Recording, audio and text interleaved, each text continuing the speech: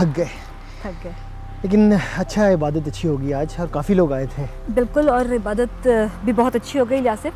और मैं खुदावंद का शुक्र अदा कर रही थी कि आज आपने जो कलाम का हिस्सा नजात के हवाले से शेयर किया, मैं काफ़ी देर से नजात के बारे में तफसील से सीखना चाह रही थी, क्योंकि आपको पता है मेरी एक सहेली है साइमा, मैं उसके साथ अक्सर कलाम का कोई ना कोई हिस्सा शेयर करती रहती हूँ। लेकिन जब जब मैंने उसके साथ नजात के बारे में ज़िक्र किया, उसे बताना चाहा, तो हमेशा मुझे कहती है कि मैं अच्छे काम करती हूँ, मैं चर्च भी जाती हूँ, मैं लोगों की मदद भी करती हूँ, तो मैं नजात पा चुकी हूँ। पर मैं उसको बताना चाहती हूँ कि नजात हमारे अच्छे कामों का नतीजा नहीं है, बल्कि नजात हमें खुदावंद यीशु मसीह को कबूल करने से मिलती है। काशिफा, आपने कलाम को बहुत अच्छी तरह समझा और मैं समझता हूँ कि आप इसका मुताला भी करती हैं। और यहाँ पर ये हमारा मसीही अकीदा है कि हम इस बात को तस्लीम करें और जानें कि नजात जो है वो हमें ईमान ही से मिलती है और वो खुदावंद यीशु मसीह के नाम पर लाने से है, और हम अपने अमाल, अपने कामों के वसीले से निजात नहीं हासिल कर सकते। और इसके लिए मैं एक हवाला दोबारा आपके साथ ज़रूर पढ़ना चाहूँगा। मैंने चर्च में भी इसका जिक्र किया था। इफ्सियों उसका 2 बाब और उसकी 8वीं और 9वीं आयत मैं इस वक्त पढ़ना चाहूँगा। और इसमें यूँ मरकूम है, क्योंकि तुमको ईमान के वसीले फ़ज़ल ही से निजात मिली है और ये तुम्हारी तरफ से नहीं, खुदा की बख्शिश है। कलाम खुदावंद का कितने वाज़े तौर पर बड़े साफ़ अंदाज में हमें बताता है कि हमें अपने अमाल के वसीले से, अच्छे कामों की वसीले से, हमें अपनी कोशिशों के वसीले से जो है वो निजात नहीं मिली और ना हम निजात हासिल कर सकते हैं। हमारी निजात सिर्फ़ खुदावंद यीशु मसीह के नाम पर ईमान लाने के वसीले से हमें मिलती है। और यही बात जो है वो जो पौलुस रसूल हैं वो इफिसस की कलीसिया को यहाँ पर समझाते हैं। बिल्कुल, और हमारी रास्तबाजी कितनी भी ज़्यादा क्यों ना हो, हमारे छोटे से छोटे गुनाह को भी छुपा नहीं सकती। जी बिल्कुल, हम जितने मर्ज़ी रास्तबाज हों, जितने मर्ज़ी अच्छे काम करें, लेकिन हमारी गुनाह की गंदगी जो है वो हमेशा वहाँ पर रहती है। और इसके हवाले से आप मुझे याद है ज़िक्र किया था कि जब आप किसी को खुदावंद से मुतारिफ़ करवाना चाहती हैं तो उसके लिए आपको याद है एक आयत का जिक्र किया था? जी हाँ बिल्कुल यासिफ, अमाल 4 बाब और उसकी 12वीं आयत, और मैं ज़रूर इसका हवाला आपके साथ पढ़ूँगी। मैं समझता हूँ कि खुदावंद के कलाम में से इस आयत, ये बड़ी खूबसूरत आयत है और किसी को खुदावंद से मुतारिफ़ करवाने के लिए बहुत ही अहम आयत है। जी, खुदावंद के कलाम में यूँ मरकूम है, और किसी दूसरे के वसीले से निजात नहीं, क्योंकि आसमान के तले आदमियों को कोई दूसरा नाम नहीं बख्शा गया जिसके वसीले हमको निजात मिले। जी, बड़े साफ अंदाज में है। पहली बात तो ये है कि हम ईमान से खुदावंद यीशु मसीह को कबूल करते हैं, और ईमान सिर्फ खुदावंद यीशु मसीह के नाम है। कलाम मुक़द्दस हमें कहता है कि हमें और कोई नाम बख्शा ही नहीं गया जिसके वसीले से हम निजात पा सकें।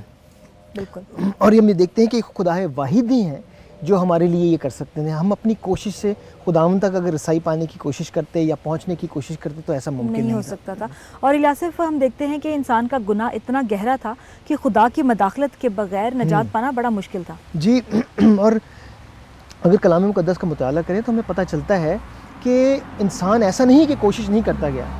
खुदावंद के पास जाने के लिए इंसान अपनी लगातार कोशिशों से, अपने नेक अमाल से, अपने अखलाकी असूलों की बदौलत, अपने फ़लसफ़े की बदौलत खुदा तक रसाई पाने की कोशिश करता रहा, लेकिन वो नाकाम हुआ, क्योंकि इंसान और खुदा के दरमियान में खलीज हायल था और उस खलीज को खुदा ने आके इंसान के लिए पुर किया। हम अपनी कोशिश से पुर नहीं कर पाए।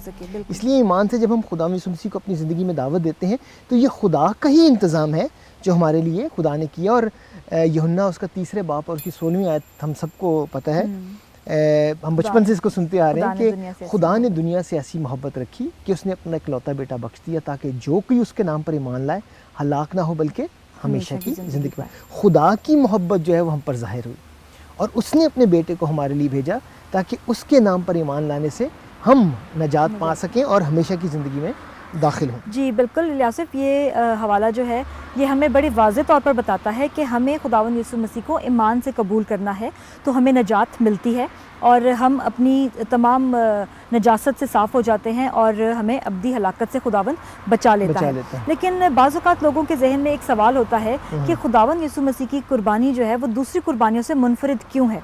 देखिए, खुदावंद यीशु मसीह की कुर्बानी बेशक दूसरी कुर्बानी से मुनफरिद थी, इसलिए कि ये खुदावंद खुदा के उस तकाज़े को पूरा करती है जो कि कुर्बानी के लिए था, जो कि गुनाह से पाक करने के लिए था। और वो तकाज़ा क्या था कि खून का बहाया जाना लाजिम था और वो खुदावंद यीशु मसीह का बहाया गया। और फिर ऐसे खून का बहाया जाना लाजमी था जो कि गुनाह से मुबर्रा हो। और हम देखते हैं कि हमारे खुदावंद यीशु मसीह वाहिद की ज़िंदगी ऐसी थी जो गुनाह से मुबर्रा थी, पाक थी, और उनकी इसी ज़िंदगी के वसीले से जो उन्होंने हमारे लिए बख्श दी, हम नजात पा सके। और यहाँ पर मैं एक बात ज़रूर आपको यहाँ निशानदही करना चाहूँगा, और वो ये है कि नजात, हमने जैसे भी पहले भी बात की कि ये सिर्फ़ खुदावंद यीशु मसीह के खून के वसीले से हमें मिल सकती थी। बिल्कुल। और इलियासिफ, मैं समझती हूँ कि जब हम खुदावंद यीशु मसीह की कामिल कुर्बानी का यकीन कर लेते हैं तो हमें एक और चीज़ जो मिलती है वो गुनाहों की माफ़ी है। और उसका जो हवाला है वो मुझे मैं आपके सामने पढ़ना चाहूँगी। इफिसियों पहला बाब और उसकी 7वीं आयत में बड़ा खूबसूरती से मिलता है। जी, ये गुनाहों की माफ़ी के हवाले से ही है। जी, पहला बाब और उसकी 7वीं आयत, हमको उसमें उसके खून के वसीले से मखलसी यानी कसूरों की माफ़ी उसके उस फजल की दौलत के मुआफ़िक हासिल है। जी, हमने देखा इफिसियों उसके पहला बाब और उसकी 7वीं आयत जो आपने पढ़ी है जी, उसमें हमें उसके खून के वसीले से गुनाहों की माफ़ी, मखलसी जो है वो हासिल है।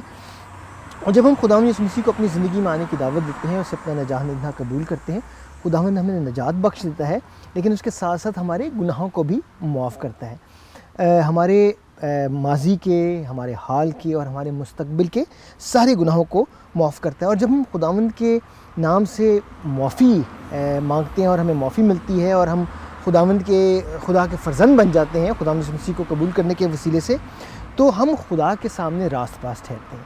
याद रखें कि हमारी रास्तबाजी का सबब जो है खुदा के सामने उसी वक्त पूरा होता है जब हम गुनाहों से माफ़ी मांगते हैं, उनका इकरार करते हैं, उनसे तौबा करते हैं और फिर खुदा उनको बड़ी पुरखुलूसी से अपनी ज़िंदगी में आने की दावत देते हैं और उसे कंट्रोल बख्श देते हैं, और तब हम खुदा के सामने रास्तबाज़ भी ठहरते हैं। थैंक यू इलियासिफ, आपने आज वाक़ई में नजात के हवाले से सीखने में मेरी बहुत मदद की है।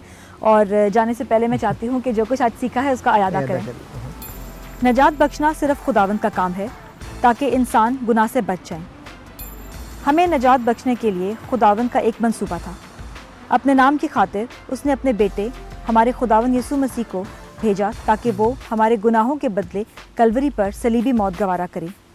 सलीब पर उसकी मौत ऐसी कुर्बानी थी जो मसीह ने हमारी खातिर सही।